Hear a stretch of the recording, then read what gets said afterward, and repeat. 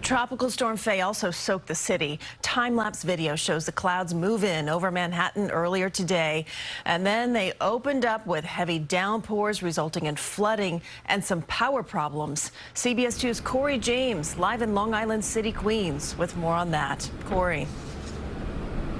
And Christine, those power problems have since been resolved. Actually was taken care of about an hour ago, but it was still quite a night for folks who live in this neighborhood. Overhead power lines sending sparks of electricity into trees, and you could not only see it, but you could also smell the smoke from the burning flames. On the corner of 37th Avenue and 11th Street in Long Island City, overhead wires caught fire, sending flames flying in the air and on the ground. What the hell? Michael Phillip raced down the sidewalk. It's very dangerous. It's windy. Trying to avoid the energized wires that were just feet away from him. Oh, I just seen it drop too. That's scary, man. That's scary. You can die by that. The sparks ignited Friday evening as rain and heavy wind from Tropical Storm Fay pushed through. It's definitely a wind-related issue.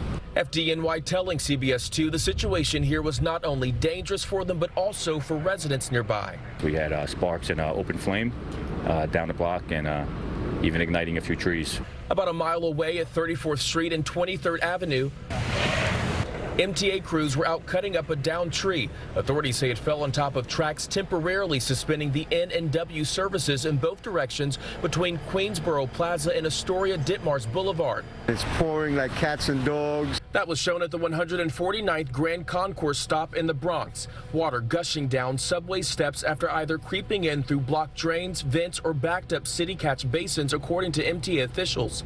It also happened at the 23rd Street stop in Queens. A mess caused by heavy downpour, something many had no choice but to walk in. It's pretty nasty out today. But some of the folks impacted the most are the ones who have been trying to recover from the pandemic. I think the weather's going to be against us. Restaurant owners forced to count another loss because of inclement weather that rained on their outdoor dining parade. There's no point of putting the tables out. Trying times for those hit with the storm that has now affected business, left behind flooding, and caused flames to break out. And firefighters say even when you see down power lines that are not sparking, you should always stay away and call 911. The good news is here there were no injuries and no surrounding properties were impacted. We're live in Long Island City in Queens. Cory James, CBS 2 News. It is good news, Cory. Thank you.